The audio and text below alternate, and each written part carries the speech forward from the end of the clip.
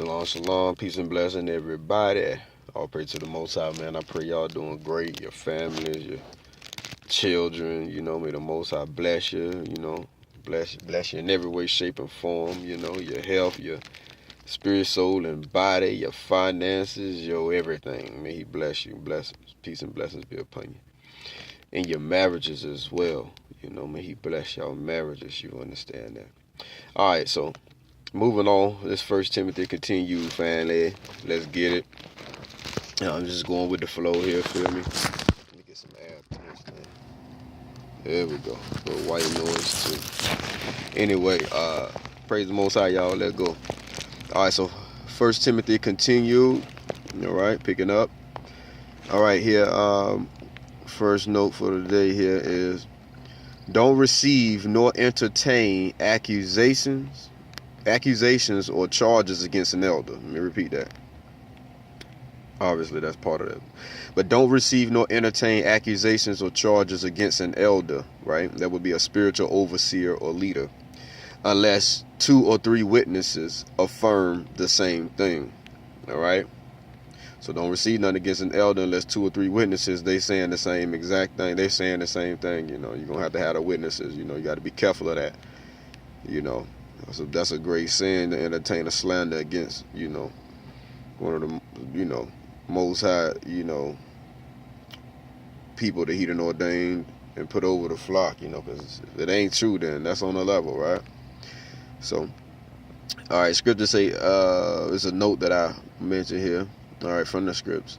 The elders that sin or trespass, those who offend, rebuke before everyone, that others may know, right? If they strive, let me see here, if they stride in sin, they will get the same treatment, pretty much. So they could be in fear. So the elders that sin or trespass or that offend, rebuke before everyone, that others may know if they stride in sin or continue in sin, they will get the same. Okay, the precept is Galatians 2:12 there. All right. The scenario here I noted is Paul withstood Peter because he was to be blamed. So Paul rebuked Peter. He didn't wait privately to rebuke Peter because Peter's sin was manifest before all and in front of everybody, and that's the way Paul reproved and rebuked him. It didn't mean Peter was not an apostle. It just mean he had to get corrected. You know what I'm saying? And he got corrected in a way in front of everybody, which would have, if I was sitting at the table when that happened, I'd be like, damn, well, Paul rebuked Peter hard. Whoo-wee. I would have been thinking about why he did it, and I would have been in fear too, like, man, I ain't trying to get beat, I don't know, open rebukes like that out there in front of everybody. Let me make sure I'm on point, because the brethren is going to rebuke and reprove in love, and they should. So Paul withstood Peter because he was to be blamed. Paul stood up against him, reproving and correcting him because he found fault with him. He finding fault and showing Peter his error. So he found fault, showed Peter his error, right? And he actually was expecting an explanation for his actions. Paul was charged, he was like Peter, yeah. He was wanting an explanation for Peter's actions from Peter. So that was on the level. He did that in front of everybody, but that had to be done in that particular sense, That's conditional. It's a time for everything. All right. Also, those who accuse elders falsely or cause disruption based off of accusations and slanders, etc., they should be reproved and rebuked. So those who accuse elders falsely or cause disruption based off of accusations, false accusations and slanders, the people who do that, you understand that, or even entertain that causing disruption, all should be rebuked and reproved. You understand that, right?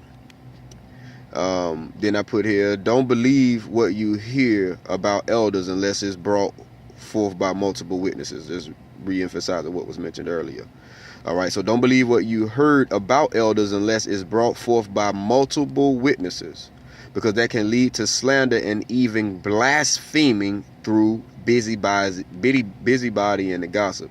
So if you entertain the stuff that you're actually hearing and it ain't brought forth by multiple witnesses, then it's likely to be a slander or accusation or false accusation, right? possibly, right? So if you were to entertain a slander, man, that can lead into blaspheming. And if you start, that's dangerous ground. I'm gonna leave that there. All right, so y'all been warned. So it can lead to slander. If you entertain, it can lead to slander or even blaspheming through busybodying and gossip. So occupy yourself and time constructively. Reprove those who cause confusion. Reprove those who cause confusion. Help those that are weak. It's going to be some brothers and sisters who are struggling and got some weak areas, and they just going to need the light of Christ shine there. And it might be through you that light shines. You understand that? You shedding light on whatever darkness or whatever they're bound up in, or, in love. Feel me? So be examples of righteousness, by living it. Really living that Christ life, not just talking it and, portraying to live it. So we are commanded to not have respect to persons, reproving and correcting some, but not others. Don't show favoritism. Don't be afraid to lose friends or positions. Don't be afraid to lose friends or positions. You understand that? Don't be afraid to lose friends or positions. To reprove and to correct is love. This is why a lot of the church assemblies and stuff is so out of whack. Because don't nobody want to get reproved. Everybody's so sensitive in their feelings. You barely can reprove anybody without them looking at you with an evil eye. He jealous, or he mad, he hating. Get out of here, man. You sinning. And your brother or sister love you and care about your well-being, and they saying something to you. They ain't hating. Feel me? Goodness gracious. We just the body of Christ, ain't it? Ain't hate murder. If they hating, then they hate you. And if they hate you, wouldn't they be murder? So would you calling your brother or sister a murderer because they telling you the truth? Well, you gonna hate me because I tell you the truth. I love you. All right. So don't be afraid to lose friends. I ain't afraid to lose friends. And I ain't afraid to lose positions neither. And I think the most I ain't got none that I'm sitting there thinking like, oh, I want to lose my position. Some people do that even at work. I come to work and do my job, and it is what it is. Most I will be done. Unto him be the glory if I do that good, but I ain't afraid to lose my position unless I do something foolish myself. But I ain't in fear of that, and I'm not going to try to keep it to be like, man, I don't know. I ain't going to talk about the Bible loud. Nope, I'm talking about the Bible loud up in that joint.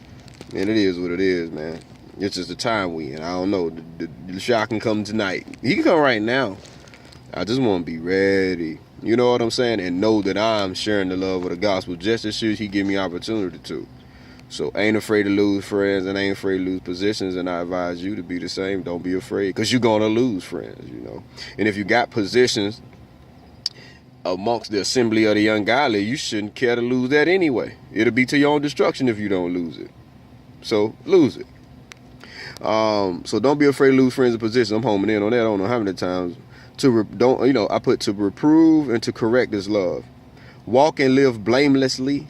Reprove in love, which is concern for one another. So when you do reprove, do it in love and actual genuine compassion and concern for another and their well-being. The body, we supposed to be doing that, all right? That's love, yo. Love, man, is part of it.